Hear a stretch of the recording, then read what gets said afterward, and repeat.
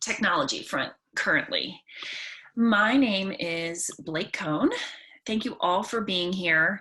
I am the Executive Director of the National Network of Schools in Partnership, and I'm really excited you're all here today. We are taking this time to dig a little deeper from our previous webinars and talk really about what does this look like to reshape and repurpose some programs in your school to make sure that you are honoring community engagement, partnership, community, social impact programs, whatever you call them at your school. How do we make sure that in this period of time we are honoring them?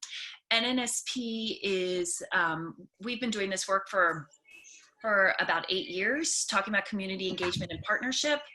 And even prior to this, we had a pretty strong online presence with webinars. And so we've really hoped and shifted this past couple of weeks to allow you all some space to think about what does this look like for your work on the ground when we're used to being out and with people. And I think probably all of us are drawn to this work because we like to be with people and like to help kids meet people that are different than themselves, etc. So it makes it a little challenging, to say the least. So I'm here with Laura Day, who's the Executive Director of the Institute for Social Impact at Hockaday. She's going to introduce herself, and then we're going to proceed through the day and really hope that by the end we come out with some action plans about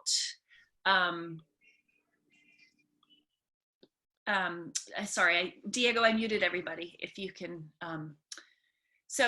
Anyway, we're going to hope that we can come up with some action plans. I hope everybody got the email from me. If not, I will post in the chat in 1 second the repurposing action plan that we'll use later on in this hour. So, Laura, do you want to introduce yourself? Yes. Hello, everybody. I'm Laura Day, again, the Executive Director of the Institute for Social Impact at Hockaday.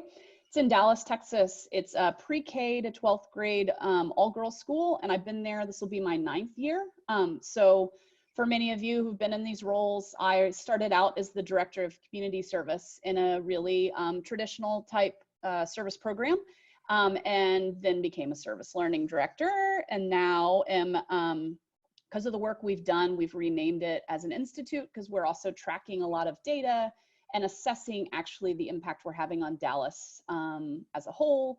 And it's really kind of evolved, which is exciting. So, and I'll be sharing a lot with you guys about ways to engage your students during this time with distance learning and lots of different ways we can do that. So excited to be here and happy to learn with everyone.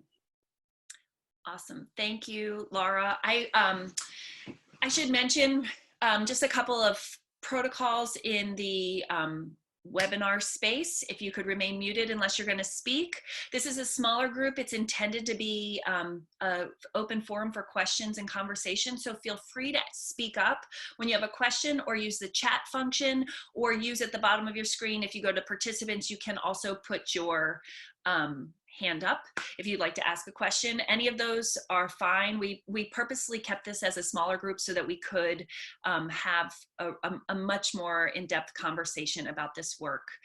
And I am recording this, so after we finish, I'll clean it up and then I will share it out, and you are welcome to share this with anyone in your community who you find this to be useful, as well as we'll share all the links and all of the slides, etc. Don't worry about it. You don't need to screenshot anything. We'll share it out to you hopefully by the end of the day, if not sometime early tomorrow. And we'll go from there. So anyway, I wanted to start today talking about how did we get here? So we all know that this is an insane, it's changing day by day situation for us, for teachers, for schools, for families, you name it, that somebody in your circle has changed just the way they're looking at their reality today. And so I think it's really important, because I'm an eternal optimist, to think about how these changes are not always bad. And that there's so much opportunity for this work as we proceed through this distance learning and then move and move through to whatever our reality is for the next 12 to 18 months. So what's obvious that's changed is how we're teaching our kids, right? Is it asynchronous? Is it synchronous? What does the day look like for our kids? I mean, if we surveyed every single person on this call, your school day looks drastically different from everybody else's, I'm sure. But what it's allowed us to also think about is, how do we assess our kids? Are we looking at pass fail? Are we looking at standard grades? Are we looking at engagement hours? Or how are we acknowledging what we value the most from the growth that we're expecting from our kids over this period of time? And then also, how is time used, right? We have been clamoring for more and more time in the school day to do work like community engagement and social impact. And everybody always tells us that the biggest hurdle is the schedule. Well, guess what? Our schedule is up on its head, and there's more time. There's more willingness to concede 15 minutes, 45 minutes in a school day to do something that we all know is just crucially important for our kids. And then how do we assess what we value? I always talk about how we spend our dollars and our time are really indicators of what we value. And so what do we want most for our kids right now? I mean, I have been hearing over the past 3 weeks about how social emotional learning and the mental health of our students is our number one concern. Part of me thinks, shouldn't have that always been our number one concern, right? So how are we really showing that that's what's most important to us? How are we taking back some of the clutter that has become part of the school day to really honor what matters most? The second thing that I keep hearing is how important getting outside and getting exercise and doing art and playing a musical instrument is really important in this time of crisis. And I ask again, wasn't that always important? And shouldn't we always be honoring this work? And so how do we take what seems to be a renewed value of what I always think was really important and finagle a way into our new school day and our work to honor community engagement, partnership, and these values that we know are so important. Finally, and I will say always, I am in awe of what teachers are doing on a daily basis. It is unbelievable the amount of shifting and adapting and learning teachers are doing to be where they are. I find it very easy to advocate for teachers always, but even more so now. I cannot imagine trying to teach, have young kids in my house, manage my own anxiety and fears of what's going on, and then create a sense of calm and growth, and also manage academic standards at the same time. So hats off to all the teachers, but also here's a place where teachers are being super adaptable, and maybe now's the time to have them incorporate some of our work into their classes. Take a little bit off of their plate, right? Come in and say, how can I help? How can I add and enhance what you're doing in your classroom so that we can do all of this amazing work, because we know you are working so incredibly hard to try to reach our goals, whatever they may be, for our students at the end of their grade. So that's what's changing all the time. And what remains the same is some things that I've already mentioned, like the mental health benefits of this work, right? There is no doubt that helping kids connect to something that's greater than themselves, or having a purpose, is good for their anxiety, their sense of calm, their control, their purpose, their agency. I mean, I could go on and on and on. If we're saying social emotional well-being of our kids is most important, then we have to position community engagement, social impact, civic engagement, partnership in their daily life, right? It's imperative that we do.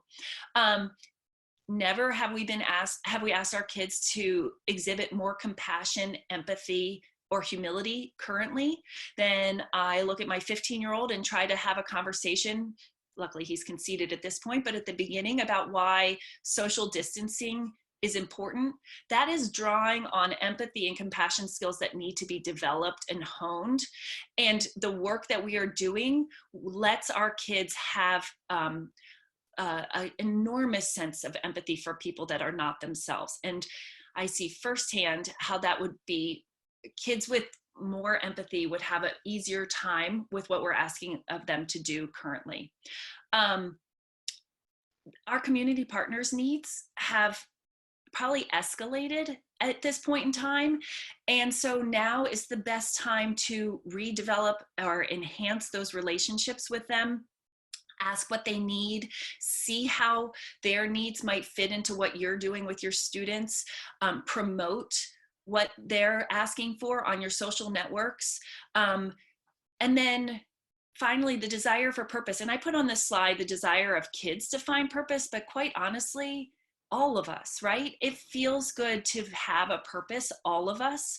So this is rewarding for you as well as for your students to figure a way to have your kids continue to develop their sense of community and their engagement and their social impact. It's good for us as well. Our own well-being is dependent on this work. So this is my pep talk of, like, don't look at some of these challenges and these changes as bad. Look at them and see the areas of opportunity and growth for community engagement and partnership programs. And then I wanted to share these questions. I saw these on the Nobis project. She runs a bunch of professional development opportunities around community engagement and global education and awareness. And she's out of Savannah, Georgia. And I thought these questions were really good overarching questions for us to think about as we spend the next hour and a half or so thinking about how we're going to repurpose some programs. Is how has this pandemic highlighted social systems of inequity, and do we want to return to the status quo? Where do I and my students have agency in creating change? Have I reached out to my community partners? How can I support my community partners in times of crisis and uncertainty? The pandemic highlights the necessity of understanding our global shared fate and interconnectedness. Where can I bring these discussions into my teaching? And history is likely to repeat itself. How are we collecting our learnings? So I don't think we're going to be able to answer any of these questions entirely, but I'd like to keep them in the back of our minds as we think today. How can we take some programs that we have had in the past and repurpose them and get them into our distance learning curriculum? And how can I start to think about these questions as I think about what this work looks like next year and 18 months from now, and always sort of remembering where we are right now and the value of these challenges that we're facing currently. So with that, I'm going to turn it over to Laura, who will share with us different ways to think about this work in curricular situations, co-curricular situations, and also how to further develop your relationships with your partners. And then she's going to take us in a deep dive of one of the projects she's doing in the city of Dallas, which I think everybody will be able to find takeaways from all of this that can be translated into your own school situation. I will remind you that none of this is intended to be a plug and play.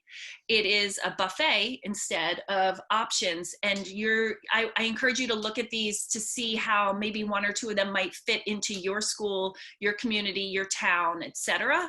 By no means are we suggesting that you go out and start 14 of these programs this afternoon and replicate them entirely. But I will say, we're going to refrain from using the words stealing them from Laura, because she's sharing them with us with the idea that we all do replicate, share, pick apart, use parts of it. We share best practices here. There's no need to feel like you're stealing it from her. Finally, after we do that, we're going to break out into two working groups and go through the action plan and help talk about how some of this might look in action at your school in the next 3 months. Sound good? All right. Thank you. Here we go. Hello, everyone. So I know that like staring at Zoom is like getting old for everyone. It's like really something. So I'm going to try to make sure that I keep being as engaging as possible. And I'm going to do some really exciting screen share stuff, which is pretty fun. And as I screen share, I'm sure I'll mess up. So that'll be fun too. So what I'm going to do is I'm going to walk us through a whole bunch of ideas.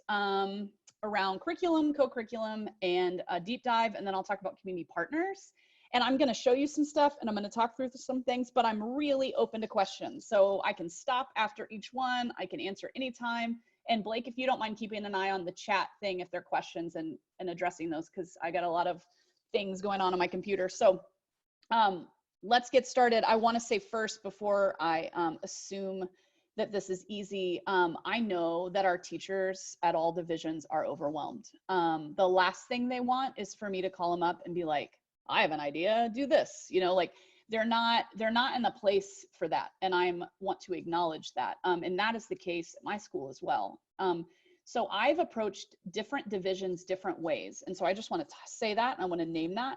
I've created lists for the lower school and had someone in the lower school who I trust, who understands what they're up to, in division meetings, offering it to teachers. Middle school, I talk with the head of middle school and ask her what the timing is for when she wants to do this. And then in upper school, I've kind of taken initiative and just invited kids in to start programs. So different divisions are ready for different things.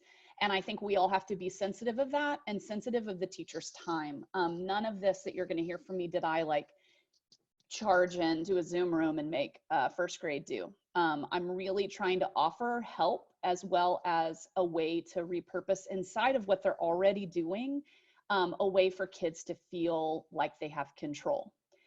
Purpose is important right now for kids, as Blake said. You all know it, right? Like if a kid has something they care about, things change. And the other thing I'll say right now is the world feels out of control to all of us and to kids. And what I'm trying to do with a lot of these projects that I'll share with you guys is I'm trying to give kids this control back. Like even if the control is writing a letter or it's something, they can feel like they're doing something in a world that they feel they have no control over. And I think that that is a gift we can give kids. And I'm going to talk about that.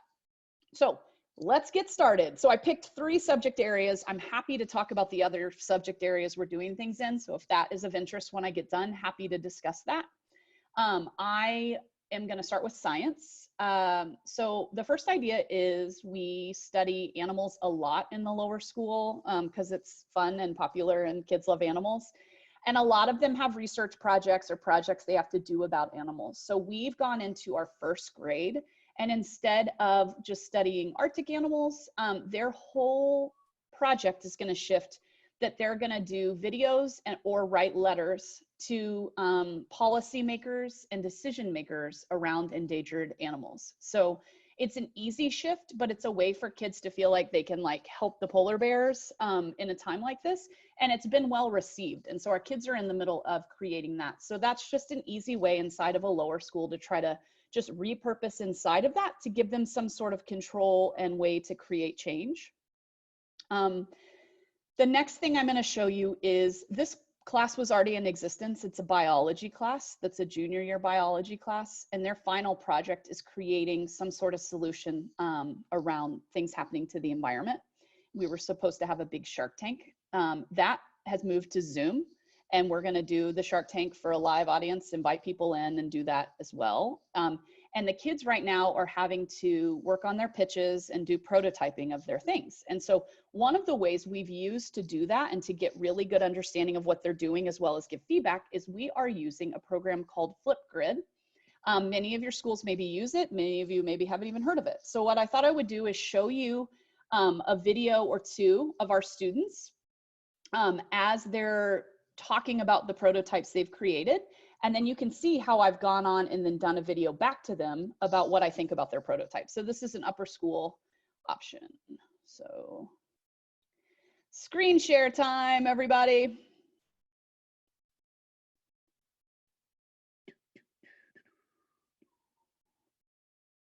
Don't worry, this is time for everyone to breathe. Okay. We're going here. Perfect. Everybody see it? Pretty exciting. We try to get fun with our little photos because why not? So this is them finally sharing their final prototype and their video. And as you can see, they're all here. They can put it on here. It's a free platform. You can set the length at which a kid is responding or putting things on it. It's really user friendly, kind of feels like the programs they're already on. And they can chat with each other and groups can share. These students are talking about things that are solving problems. I'm just going to show a quick piece of this one video so you can kind of see. And then I was able to jump on and give her feedback about that. For my group, with me, Eva from G and Anna Wood. So our prototype is a QR code sticker which you can scan, and then it takes you to a website where you can type in your zip code and find the nearest recycling site near you that will come and pick up your fridge for you. So it starts out with, so this is our prototype sticker. So if you scan this QR code, it will take you to our website. And our website, the home page of it starts with find the nearest recycling service to you, enter your zip code. And then you just enter your zip code and it finds the nearest location for you. And then that is our main service. But then we have a few other tabs on the website about like why one should care with some videos on it, and the opportunities for large conferences about refrigerators and environment. All right, so everybody understands. So this is pretty cool. It's a tool you could use for anything you're doing, but it's a way for us to keep this kind of alive, as well as other students then can see this. And what's really neat about having these videos just as a teaching tool is I can take these videos and actually share them with other classes. We can share this with our 4th grade who's trying to create designs, and they can be inspired by upper school students. So it's just a way to capture stuff, have it be alive, and then share it with other people. Let's go back to this. Cool. All right. And the last thing is our 6th grade is studying water. A lot of your grades probably study water and different things. There's an organization called Living Water that we work with. And the woman who goes around the world building these wells and helping do that in different countries is going to guest appear in a lot of our classes coming up and run some programs with them about how do communities decide where water wells go, and how does that get decided in different communities all over the world, and what is the science, kind of the STEM behind how you build a water well. And so we had this relationship before, and we decided, because she's home and has some extra time on her hands, that we would plug her into our class, but she's able to show photos and videos and kind of bring the idea of water access alive pretty easily, and was willing to do that. And she's going to be zooming into our class, which is also a real benefit for our students. I think it's nice, and when you can bring in outside experts and show the world to kids, because as I keep hearing from my senior advisees, they're so tired of like being on Zooms and just like, there's no collaboration, there's no vision, they can't see stuff. And I think bringing speakers like this in can help with that. History. So what we've done in our government class, which we teach in 10th grade, and we've done in our 8th grade American history class, is instead of the assignment or research paper they were supposed to write right around now around something, we totally shifted and made it a current event. Both of their big projects now are how and what can you do in terms of being civically involved to solve or advocate for something surrounding COVID-19. So this is a way to get students to feel like they have some sort of power in this thing that's happening. And if they're upset about something, or there's not enough tests in their city, or they're happy about how it's going, whatever they feel, this is a structure we already had in place for a research paper that had advocacy, but we're just shifting the focus to allow them to cover COVID-19 topics. So if they want to get into things, then they have to, as one of the final things they have to do, is take a picture or show us how they took action. And so whatever that is either them on the phone, them sending a letter, them creating something online. And so this is just another way that your history or government classes can do this kind of work inside of the class. And I'll stop just for a second in case there are any questions about any of this stuff. Laura, Yes. you know why my video is not working, but I had a question about, you were talking about your first graders writing advocacy letters. Who are you having them write to? In our state, it's a long title. It's something like the state comptroller of Texas or something like that. He's the one that makes the decisions around endangered animals in our state. So that's an option for them. And then they can write senators who are on like an environmental endangered species committee. And so we gave them all the lists and the addresses so that the parents can have them write those letters. Great, thank you, that makes sense. Yes, you're welcome. Anything else? Okay, I'll talk about math. Math's exciting because math isn't something we always think we can repurpose. Our ninth graders are currently in what we call a social impact math class. And what they were originally doing is using a program that I wanna plug as well, which is free, called Goose Chase. It is a scavenger hunt app that you can make a scavenger hunt about anything you want. And how we're using Goose Chase is our ninth graders are taking this, and this is what they were doing before we're now trapped in our homes. They were taking this, going to our public middle school and finding how math is alive in the space they go to school in. So how can we see math in this swing set? And then they'll take a picture or a video and they'll have it's a scavenger hunt and they'll ask them to solve that problem. And so the kid at the school would see it, see how math is alive and have to answer it. And it's like, it's fun. You have to complete each task to win the Goose Chase. And so our students had already created that, but as you might imagine, we cannot use that because they're not going back to their school. And again, I wanna say the reason we were doing this is our 8th grade public schools are trying to get kids algebra ready by the end of 8th grade. And so we learned that from them and are doing this to help supplement that. We have changed this project thanks to a student in the class who said, why don't we do Goose Chases at our house? I can find algebra in my house very easily. And so what we're doing now is all the kids are creating their own Goose Chase.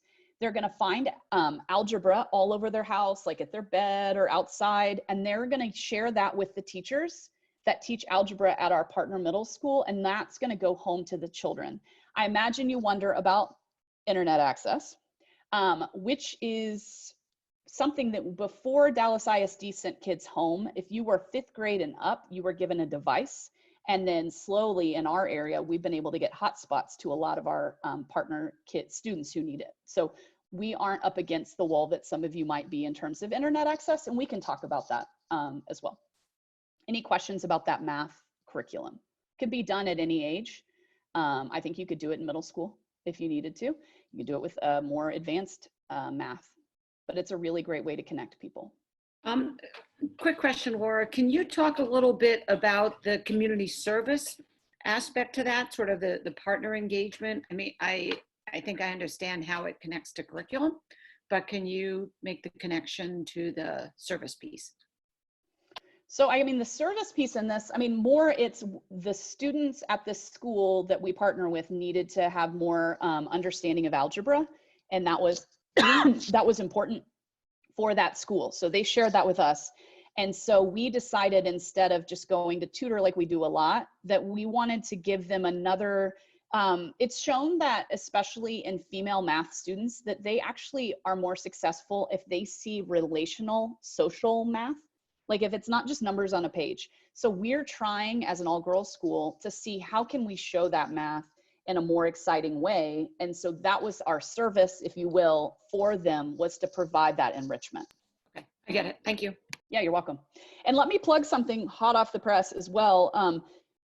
Our Spanish class has, we've repurposed now almost every assignment in that. And I wanna say the reason that happened is I got a call from a principal yesterday who said, and I'll talk about this YouTube channel we created, but she's like, we need more stuff for distance learning in Spanish. We're having trouble. And so I called our Spanish department chair, and now all their projects are getting repurposed to join this video thing I'll show you at the end in order to provide things in Spanish. So that's just a way Spanish has been helpful in our community because they needed more Spanish. Co-curriculum. All right.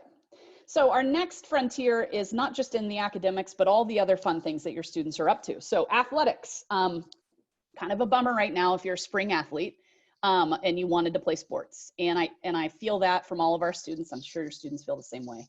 How can you get them to feel like they're still teaching or being involved in their sport? And so what we've done in our upper school and our middle school is we've had our coaches and our captains get in touch with their team and ask them to make a 2 to 3 minute video of them teaching a skill about their sport. So lacrosse is gone for us, but you could teach a kid how to cradle a ball. We've partnered with a lot of other schools too. So because we're an all girls school, but we have some boys schools who are teaching how you dunk a basketball, like something exciting that kids would like to see. But it's a way for students to feel like, yes, they lost their sport, but how can I teach my sport and actually create other little people out there who maybe never had the opportunity to understand what the sport was, and create this video. And that started with me calling the athletic director and telling her why this matters, and asking if she would partner with me and tell her coaches this is important. So then our coaches got in touch with the captains, and the captains now are getting their teams motivated. So that was just one way I went about getting them involved. In the arts, and this, all of you probably have some sort of drama program, any grade level that you're teaching drama. We've repurposed all of the drama classes to be about our students doing monologues about women's stories, or about famous women, or about important topics. And the students are recording their monologues, and then we're sharing those monologues with local elementary and middle school as supplemental enrichment to their distance learning platforms. This is just an easy way that drama was already gonna be doing things like this. They just shifted what they were doing to make it applicable stuff that they were recording and using it to give to another organization that might need it and use it, and look up to high school students as they're doing it. You could do this inside of your own school too and share down to middle or lower school. All of these things I'm saying don't have to be as grandiose and connected to partners. You can pare it down and just do it like 9th grade to 7th grade. I mean, you can do it however you want to do it, but I think our drama kids feel inspired, and these videos are like very many of them, because they feel like they're doing it for a reason. And I think our kids right now want that. They want something that's motivating them and connecting them, not just, I'm home and I guess I got to do this assignment. But if the assignment's connected to something bigger than themselves, I'm seeing results. They're qualitative results that I can't like tell you, but they're really happening. And then lastly, in terms of co-curriculum, I don't know about you, we have 85 clubs at our school. Clubs are like, people love to start a club. And that is, I mean, like, I don't know what it is in the DNA of high school students, but everyone starts a club, maybe middle school too. So what I've done is gotten a list of the clubs and gone through and looked for clubs that could be repurposed at a time like this. So if we have a science club, I reached out to them and asked if they'd make science videos that we could give to our local elementary school partners. We have a random acts of kindness club. So I talked with them, and I can talk about our sewing mask project, but I asked if they would partner with this group that was originally a doctor club who's now sewing masks for our local area hospitals. And random acts of kindness, I said, hey guys, do you guys want something to do? Will you talk to them and see? And now those two clubs have come together and are sewing masks, because it connects to those kinds of kids who would be in a random acts of kindness club. And now they're all working on masks together. We have kids who are now virtually mentoring groups. They were already doing that at a school, global school, like in a different country. And so they just continued that and are doing it virtually. Our government clubs are getting together and trying to see what advocacy they can do about what's happening right now. So I've reached out to as many of those clubs as possible, given them some ideas, and they are running with it because they want things to do. And if you already have kids who have signed up for a random acts of kindness club, they're going to want to do something to be helpful. And so I say use those clubs, get in front of them, and share with them ways to get connected. And I will pause for a minute because I'm talking a lot. Any questions?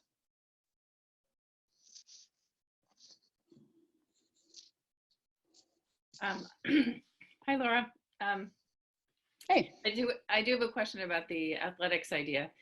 So I'm thinking of the local public school, and it's the Boston system, where there are very limited resources. There are kids who are homeless.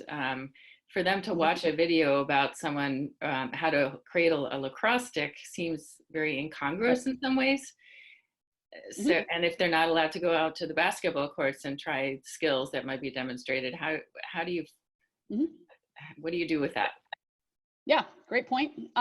So we've asked, and I should have said this, we've asked all of our athletes before they start doing anything that seems elaborate, that they talk about why they play the sport they play and why sports have mattered to them. And they also do some like warm-up exercises or things that they do before they teach that. So that way, if a kid doesn't have access to the equipment, the kids are the ones who came up with that idea because they knew we go out and do these social impact projects at our elementary schools already around sports. And they were like, Miss Day, none of them are gonna have a lacrosse stick. And I was like, it's all right for them to see you do that, but let's front load with who are you? Why do sports matter? What have they done for you? What's a cool warm-up exercise you do? We're encouraging a lot of the basketball kids, like that kid who's going to dunk for them. He's like going to Duke for basketball, which I thought was just fun.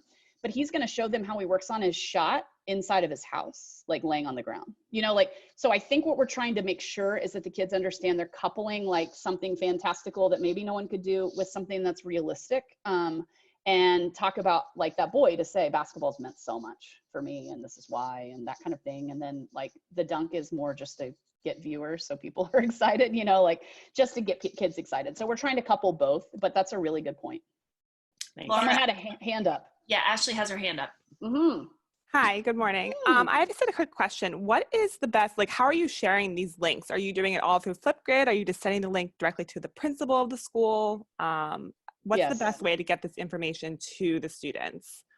Yeah, so what we're doing is principal or community liaison of our schools. Now, I'm about to get to where I deep dive into this link stuff, and I can maybe let me answer your question there so I can talk to you about how we got it all out, because there's a lot of kind of innovative, creative ways you can get this stuff out to groups you maybe wouldn't have thought of. I didn't, it took me a little bit to get to, but does that sound good? Yeah, that sounds great. Thank you. Cool. Yeah, of course. All right, y'all. Let's get deep diving into YouTube. Okay, here we go.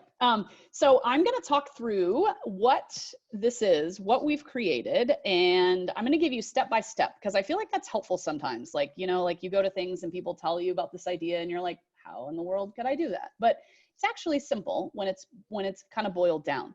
And let me say that for us, this video is a Dallas-wide initiative now. We piloted it with just our school. Now we've launched it. This could be as small as one class in the upper school and you share it with your middle school, or you share it with one school. So just know that it can be small and it can be gigantic. I'm going to break it down for you so you can do it any way you want, and I'll show you a whole bunch of stuff. This is where it gets real interactive, a lot of screen sharing going on, everybody. So get ready. All right, first, of course, you need to make sure that your local public schools or community groups want this. I didn't create this because I thought it was going to be fun. I mean, I created this because what I kept hearing from different community people and Twitter people I'm following and that kind of thing is this need in our public schools and in our shelters and places to have activities and have enrichment, because it's hard for kids to get access to that, or hard for these homeless shelters who now have all these families and they can't leave, right? So I thought, why don't we pair our kids with these groups and let's use YouTube, because YouTube's free and it's easy and our kids know way more about it than I do. So I bounced this idea off plenty of people and everybody was into it. And so then I went charging forward. Now, to go charging forward, for me, I got students involved. I didn't think it made sense for me to run this initiative, but I had a lot of students, like all of us. Every one of you can think of a kid at your school who's like the first in, there's always one at a school who's like in your office, wanting to create change, hyped up. I got a hold of that kid and that kid's friend, and I said, here's the idea and here's what we need to do. And they knew, and then I found a kid who had a gold award project. You know that for Girl Scouts? Those kids are very committed and they need gold award projects. So I got her pulled in because what do you do for a gold award right now? This is what you do. And I pulled her in because she has the backbone of the Girl Scouts. So we got this little critical mass, and I had a conversation with them about what we were going to do. They loved it and they came up with their own structure. They were in charge of recruiting kids and all of that. So now I'm going to show you how that happened.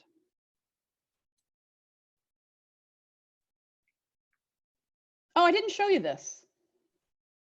I'm going to show it now. Is that okay? I'm going to do that. This is a list I made for our lower school. So like I was saying about like forcing things on people, and I promise I'm getting back to the videos. I made this list for our lower school and sent it to all the key lower school people and said, here's a list. Here's what connects to your theme in each grade and in your curriculum. Use it, don't use it, have it, and I'll keep updating it as time goes on. And that way they have it. It also went on our website as a resource for families. So if they wanted to do this on their own with their kids, they had ideas. I made the same kind of list for middle school, and I keep updating them with these lists. This was the easy way for me to share things with them without getting in the way, like, and saying you have to do this. It was more like, here you go, third grade. You can literally grab this and do it if you want to do it. And I thought that was kind of helpful. All right, now I'm jumping back. Here you go. So this is the email that my students sent out. Let's move it over here. It might be easier for you to see. This was to the faculty. Sorry, that's not the one you want. You want this one. Yeah. All right, so here we go. They sent this out to our community and they said, right, ready to help. Here's what we're gonna do. And on there, I don't know if they mentioned, but they continue to mention as they're recruiting, do you want 15,000 followers on YouTube, right? What appeals to high school kids more? Because we have 15,000 DISD kids who are gonna be plugging into this. And so they're asking them this. And what we created were instructions for how you do the video, which you see on number 1. An email that goes directly to the kid who's owning these videos, so that way they can ask questions. And then a Google Doc that everyone can load their video to, and our students who are running it can get those videos and then put them on our YouTube channel. They got smarter than I was, and it has to be shot in landscape. It's good to have consistency. And they were smart and found the kids who led these things, like our head of arts next year, Kylie, and they put them in charge of all the art videos. So Kylie and Kemper, they get every video about orchestra, art, drama, and they're collaborating and putting that on. And then it all eventually gets to the kid running it. Same with science, same with sports, and same with reading. Those are our leading kids in those things. And now they're recruiting people, and they're also getting the Dropbox in the videos, so they can make sure that they're ready. So this is a structure you can use, or you don't have to use. But I think students are the way to do this because they can do YouTube stuff in like 5 seconds, and they're really impressive with what they can do with it. We also sent out the students who were excited about this, then got in touch with the upper school faculty. They sent general emails, and then they went the subject specific.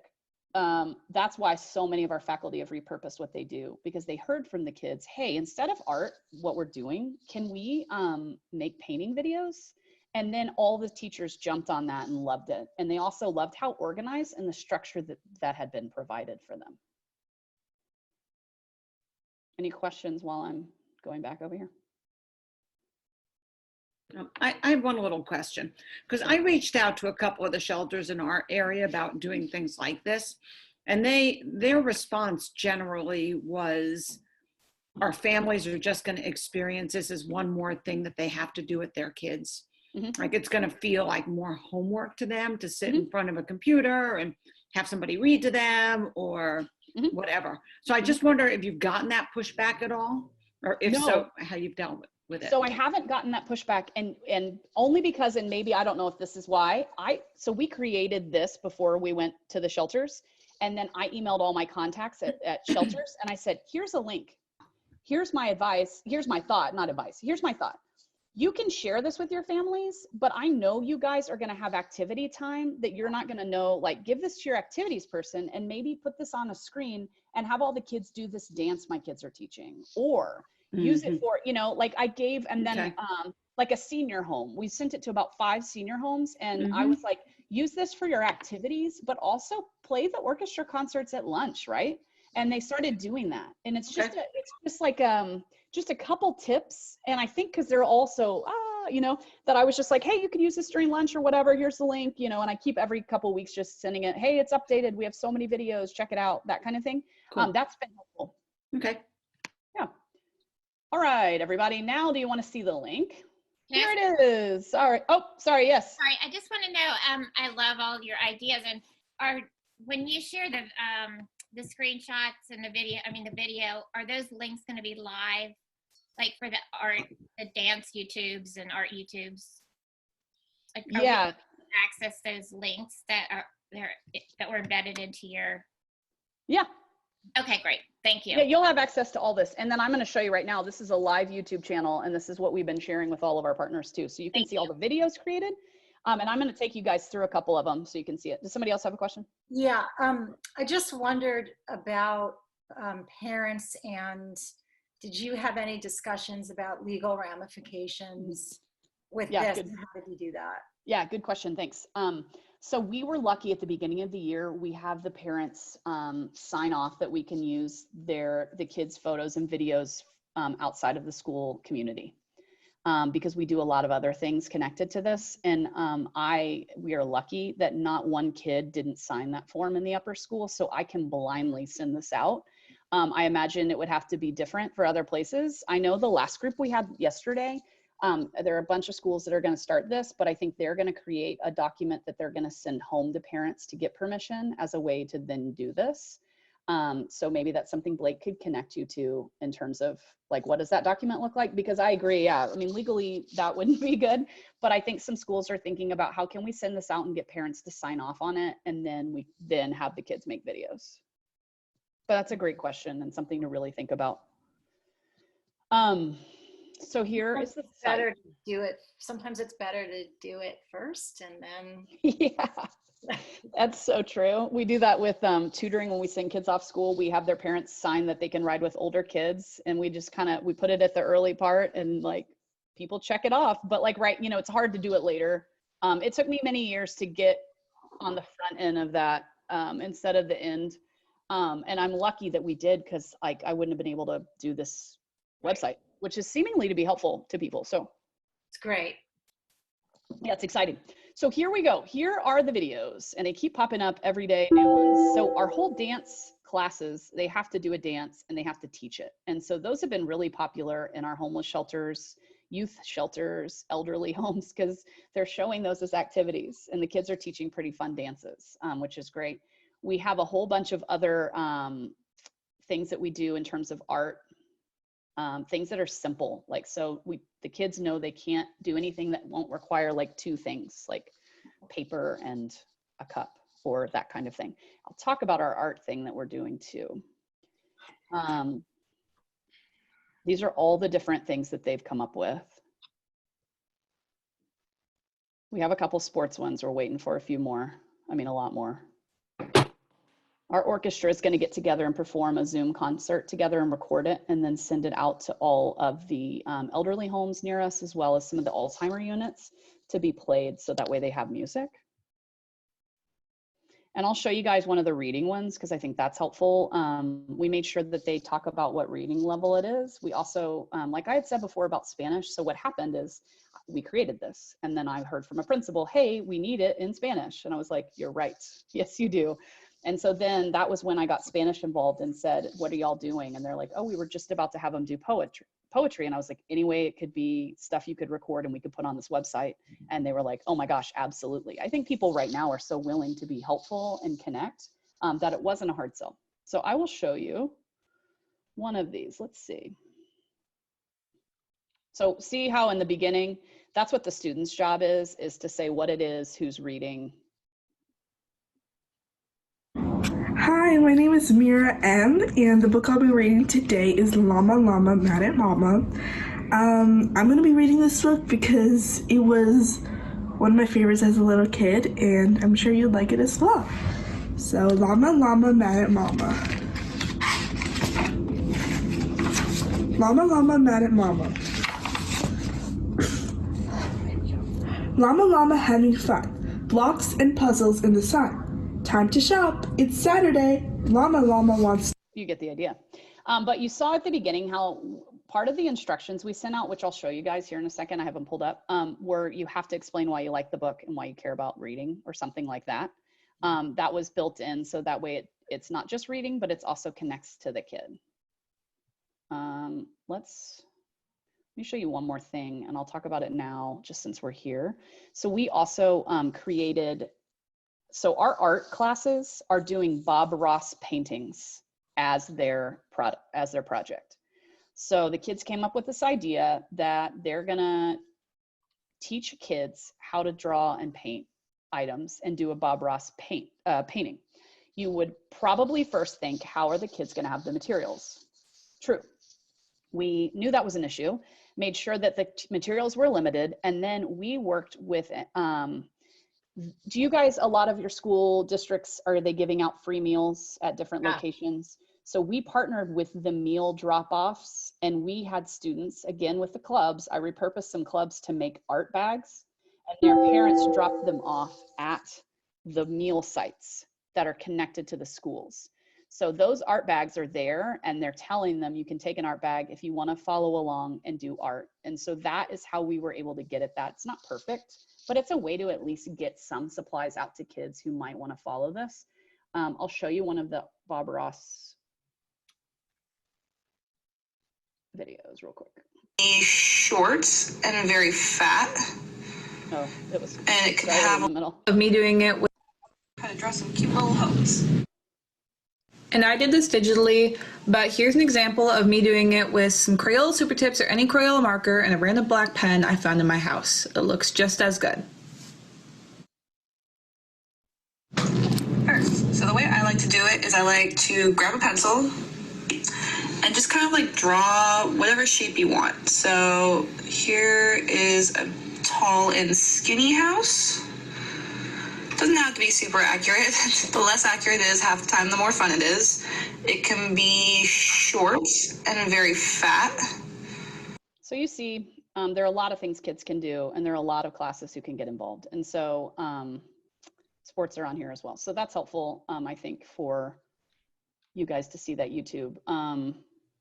Let me show you, these are the instructions that we send out, and we'll share all this with you guys. This is a way for them to understand what they're doing, to understand they need to pick a category, to understand what they do inside of that category, and what we want them to do in the video. This is just a way to keep it kind of streamlined and look a little more uniform, and it's not that hard. As you see, our students are still putting them up there, so it wasn't a barrier. I kept kind of repetitively saying to my student leaders, it's gotta be simple, it's gotta be simple, it's gotta be simple. You can't have 85 steps to get this up or we're never gonna do it. And so that's how we got to this. I didn't create this, the students did. Now that is a miracle, and I'm grateful to them for doing that. But this is helpful to have instructions because it just kind of backs up everything you're trying to do with this. So everybody, that is it. Oh, just kidding, everybody. I'm going back to where I was gonna, there we go. All right, so that's it on that. Any questions about that before I move on to one other thing I wanted to share with you guys? I have a question. My name's Liz. I work at a high school in New Hampshire, but it's a boarding school, so our students are all over the world now.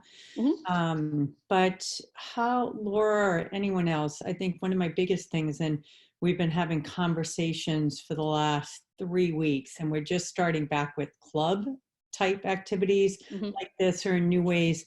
It's the equity and inclusion piece that we're having a really hard time with. Like I love that idea of making art kits or activity kits to get with the school lunch programs. But so many of our kids, like, how do you do that when you don't know where the kids are coming from, how they're going to get the materials? How do you know that you're including all your students instead of having some? Has this come up at all? We've been talking a lot about that because we also worry about the families who can't drive or come get the meals. We're lucky now in our area. It's kind of like the Harlem Children's Zone that we've created. It's in North Dallas, where we have an organization that I was a part of starting about 9 years ago that helps kind of in general education in that area. And so we've been talking to them, and what we're going to do, and this is like crazy, and this is maybe not helpful, but we have some donors who are interested in helping, ask me, how can I help and what can I do? I asked them to employ the parents who've lost their jobs at our local elementary schools to deliver food to the apartment complexes and the places we know are the lowest income and hardest hit. Now that's like elaborate and crazy, and we're working on that structure now.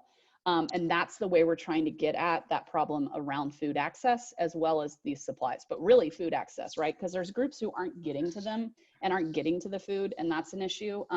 So we tried to be as innovative as possible with the money given, where we're going to employ people to deliver food to the areas we know are the lowest income areas in our area. I'm not trying to bite off all of Dallas. I'm biting off 3 high school feeder patterns and 32 elementary schools.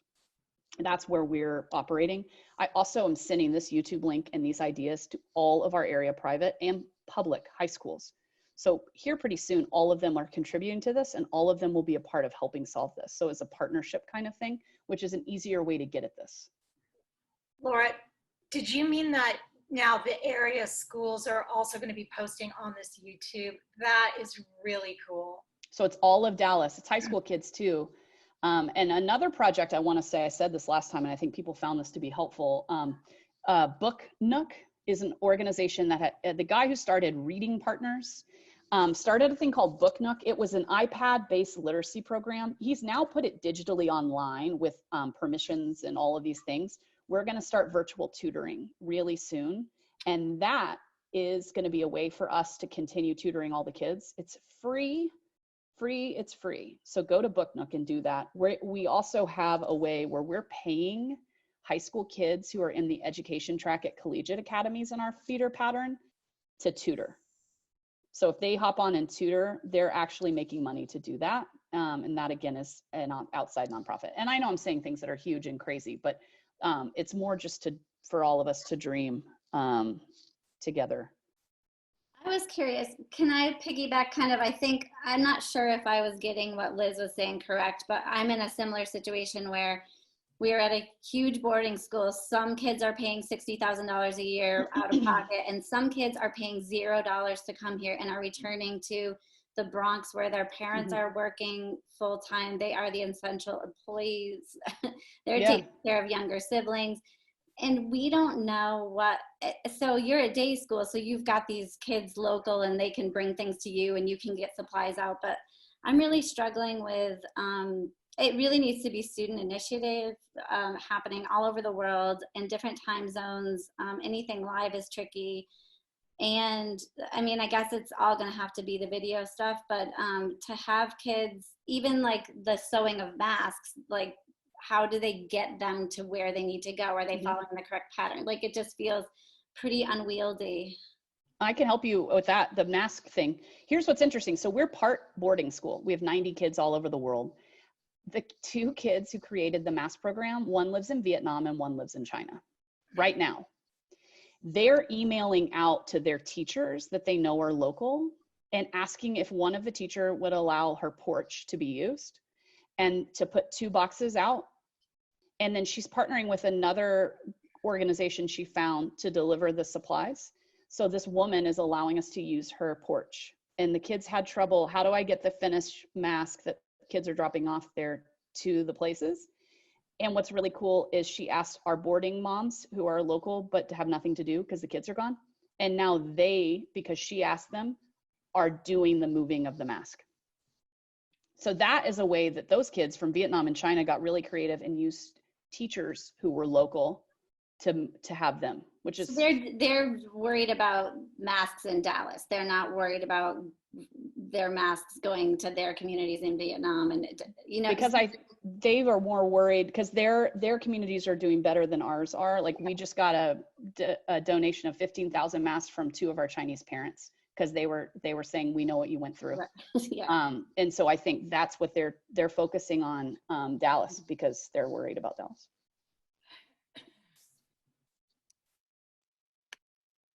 All right, everybody. Very quickly, how do you know what your partners need right now, and how do you not overburden them? Because when you call them or whatever, it's hard to get a hold of anybody. And so what I've started to do, and maybe all of you do this as well, is I followed on social media all the local nonprofits, all the people who run them, all of those things. And that way, when I'm looking at Twitter or Instagram, it pops up. Every one of them is telling what they need. Every one of them is asking for things. And what I'm trying to do, and this happens mostly from a student who emails, but I also can find if you've been a kind of a partner of ours for a while and you need like yesterday, homeless shelter for youth needs books. So they put out an Amazon wish list. I've been once a day sharing out, and we don't ever do drives or ask for money. So this is new, but this is just a way for me to be a conduit. And I put out there, hey, Promise House, you all know it. They need books for the kids who are trapped right now and can't get out. You know, this is their Amazon wish list. And every day I'm doing that. I'm highlighting a different partner, and I'm asking them, you know, if I can share their stuff. And so that's something I've made practice of as a way to connect, because people aren't having time or don't have time to reach out as much because they're in the weeds of it all. And that's just a way I can share our platform to help those local organizations. And then the other thing that I'll say is Zooming in our community partners. So we were supposed to do a gentrification tour yesterday of a neighborhood for our human geography class.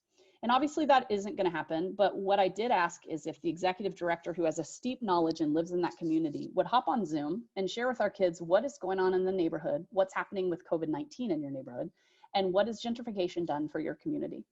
And in return for doing that, I have a budget that I haven't spent because I'm not spending any money. And I donated money to their organization, to their food needs. So it was a way for me to say, thanks so much for giving us 30 minutes. I know it's a hard time, and sharing with our kids, and here's money. So you can buy food this week because I know that's something you need. So it was just a nice reciprocal thing, and they were really appreciative. And it's just a nice partnership in general. We've known each other for a long time. So it was a way for me to give back. So asking people to Zoom with you for short amounts of time, if they've done it, if they were already going to do it before. And then just maybe if you have a bit of money to give, not a lot, like, you know, $100, $200 to buy groceries for some people at that week. I found was really helpful and a way to be reciprocal. And again, problems that you collect and that you hear, I've kind of triaged them and passed them to Spanish class or this club or that teacher or that. And that is the way I've been using all of these things that are coming in as a way to not have it just be me deciding, but me saying, oh, that's what you need. That fits really well in this grade. And let me hand it off to these teachers. And that's been a way I've been able to help with the influx of needs.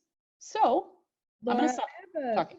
I have a question. This is Rachel. I'm at Riverdale. Hey. How are you? Good. Good. And I had a question about what do we do? And you may have already touched on this, but what do we do if, you know, when we reach out to our partners and, you know, to find out what are their current needs, you know, what are their immediate needs, and really the only thing that they could use is money. You know, so I guess, you know, that's what I'm facing. You know, a lot of our partners are just saying, you know, right now, what we need are just donations. For sure. You know, like cards are nice, but, you know, and that's money. It's what they want. That's why I started every day highlighting a different partner. Right. And I'm asking for money. And I'm not saying give money. I'm saying, hey, today, you guys know you worked a lot with Meals on Wheels. They need funding now, and I'm going to give the link here. And now our parents who I have had start to follow me before, which is good that happened. Sometimes our schools send it out too. So what's great is I'm kind of like what you're saying, like money's what they need. And so instead of just like one group, I'm trying to like any group that either reaches out to me or we partner with, and I see something they post and I repost it. That's just what I'm doing. And I'm trying to do it once a day. So it's like uniformed and not overloading people, but it's what people need. Right. And I think that that's a lesson to students and families in and of itself, right? Like sometimes, you know, at the end of the day or, you know, in a crisis, you know, the most immediate need is financial donations. Yeah. And I think that that's really real right now, in addition to the other things that we can do to support them. But I think that that's, you know, really telling and really important for people to, you know, to understand that. But but I guess the second part of my question is, you know, we are struggling with, you know, prioritizing. We have so many partners, and then how do you prioritize which partners you're going to highlight? Or, you know, I get that you're doing, you know, one a day, and then also asking for financial donations from families. Like at least at our school, it gets tricky. You know, like how do you ask for donations from families for something like City Meals over another organization? You know, like we've got partners all over the place, and they're all very much in need right now. So it's a very tricky space to navigate, I'm finding, at least right now. And I don't know how to do it in a consistent way, in a way that, you know, supports them in the ways they need to be supported, but also in a way that, you know, gives families options. You know, we don't normally ask families for financial contributions Absolutely. for our partners at all, ever, right? So this is all new to me, and I'm trying to sort this in my mind. And so I'm just curious how you've approached that. The way it evolved organically, because so for us at our school, we have a lot of partners too, like 125 in the city of Dallas or something. And a lot of but we have like core partners, you know, like the ones we've spent a lot of time with, or we have programs we do there. And most of those have a student liaison who's in charge of it.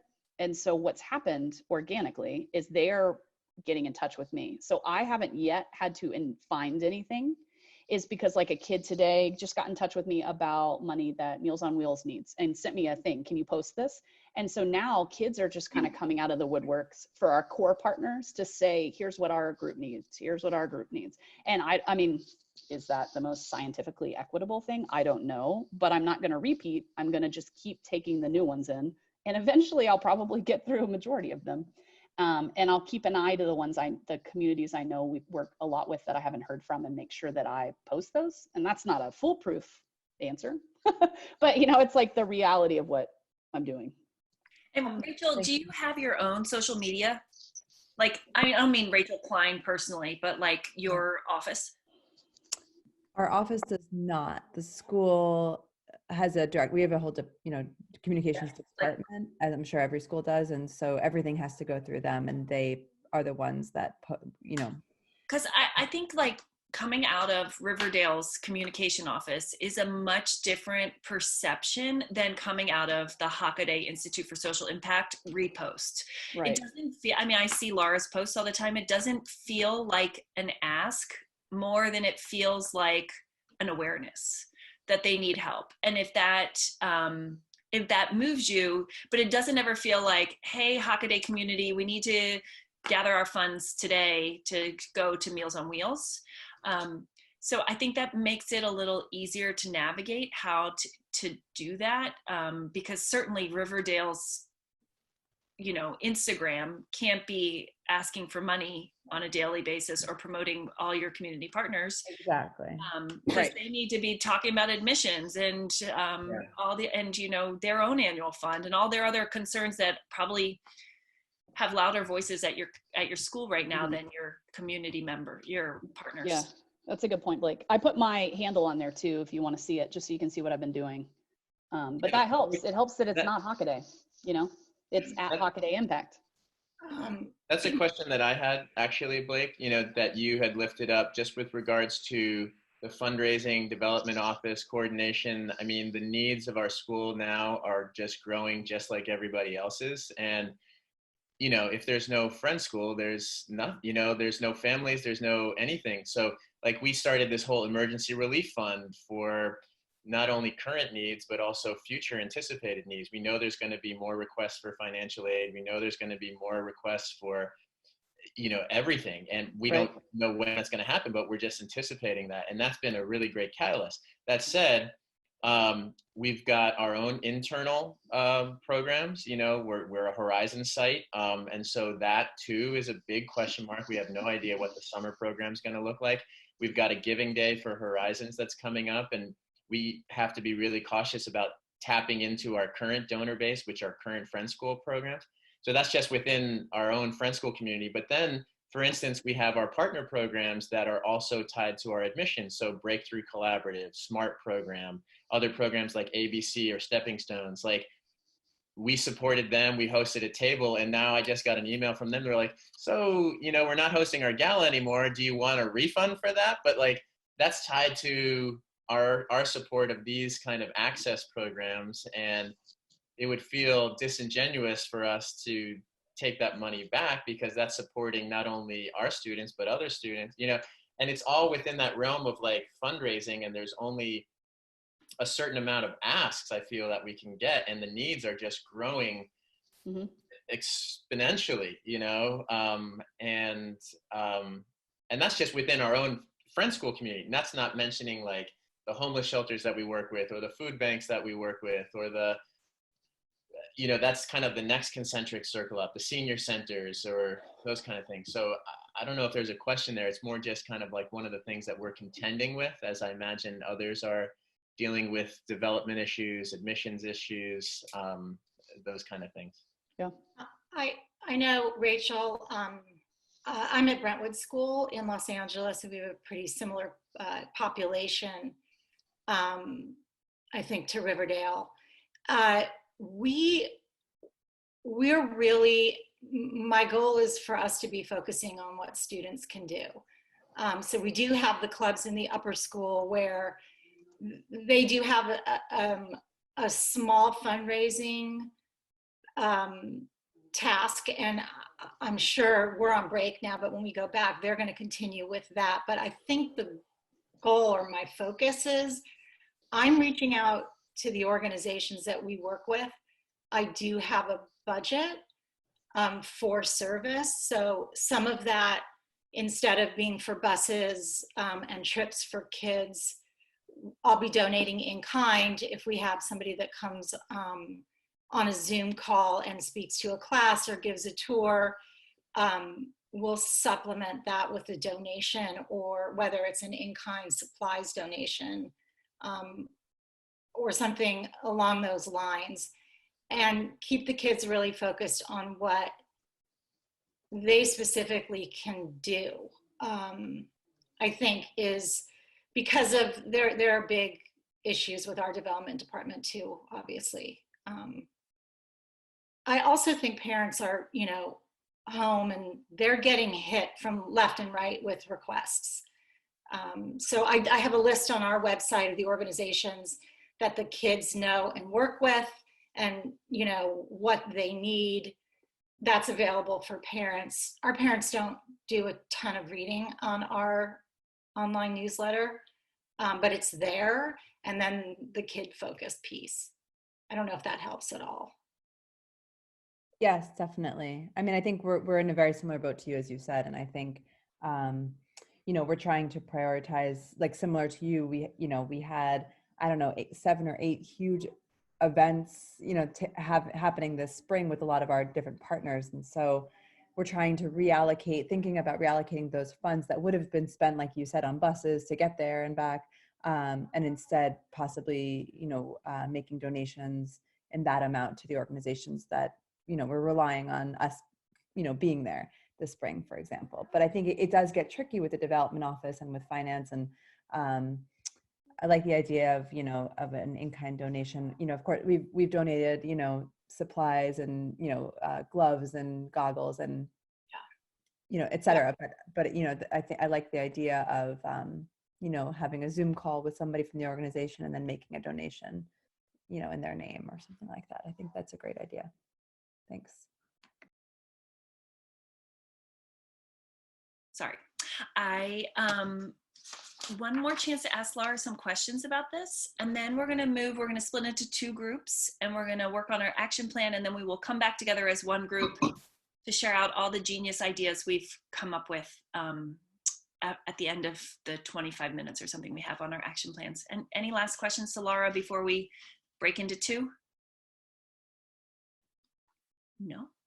Okay, so what I'm going to do is I'm going to break us into 2 random groups. Does everybody have this sheet of paper? We're going to use it. If not, it's okay. Blake can put it in the chat because I didn't have it yesterday. It is in the chat at 12:06. It should be up there, the link. If you have problems, no worries. A blank sheet of paper will do just fine. I'm sure you can make squares or rectangles. And Laura and I will split into each be in one of the groups, and then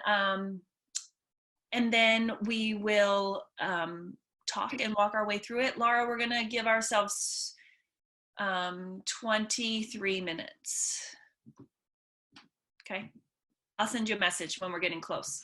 So I'll see you all in a second. We're gonna break up into groups. I feel like I've talked a lot, so that's why I'm not great. sharing, Don't worry about it. This is really exciting because I'm usually alone doing this stuff in my school. So one, I'm trying to think what I didn't talk about. we have our fourth graders work with seniors.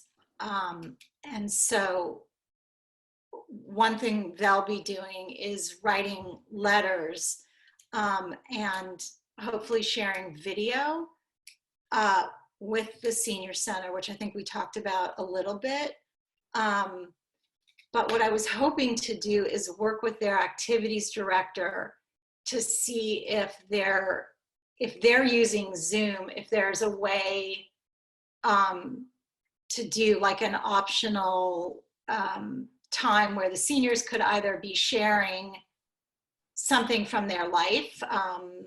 A lot of them love to talk about things and show pictures, so that maybe there was a way to have one or two people do that, so that the people that are really, you know, stuck in the retirement home that we work with, that they're having a chance to do some service.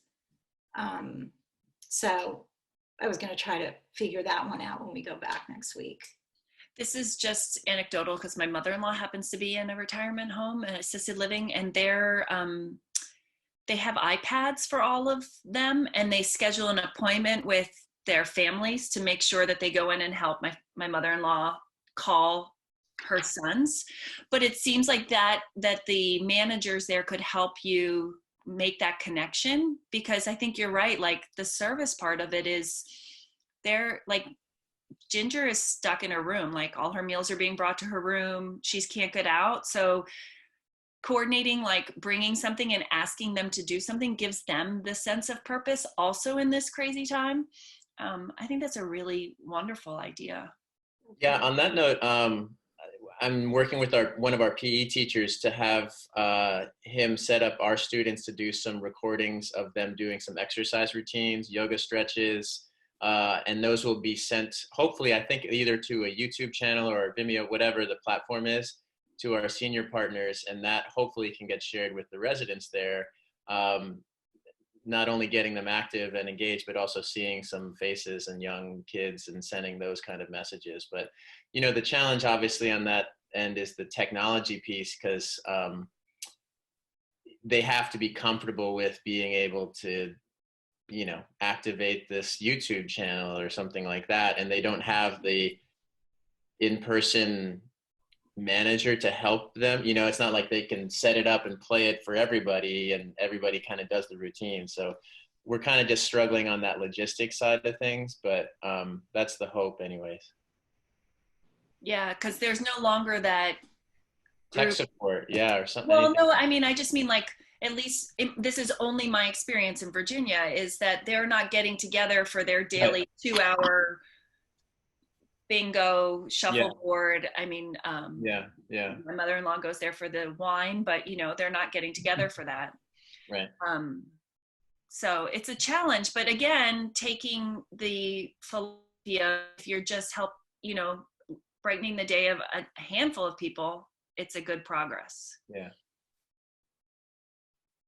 I have a Send question. it to me. I'll take it over to, I'll get it to Brightview. All right. That's right. I guess these could be for the entire world. Yeah. Right? Like, Yeah, I don't think anybody in my mother-in-law's place is going to care that these kids are from San Francisco. Uh-huh. All right. Give it to everyone. Mitch, you have a question. Yeah. Oh, sorry. And thank you for the idea. You know, we do partner with 2 senior facilities, and you know, I've been home. Kenzie, you know about work program, because you and I met several 3 years ago. So there's not much going on there, where each student has a job within the school. I've made a couple of videos of my work jobs that I've done, raking and actually vacuuming and other things here. I'll be sending those out to the kids. But as for service, I'm going to be contacting those folks, the point people, to see what we can do. Because we have what's our internal service program is called Service Network. And I and another faculty member every day take a group out to a facility to work with them, playing games or helping with electronics. Technology is one of them.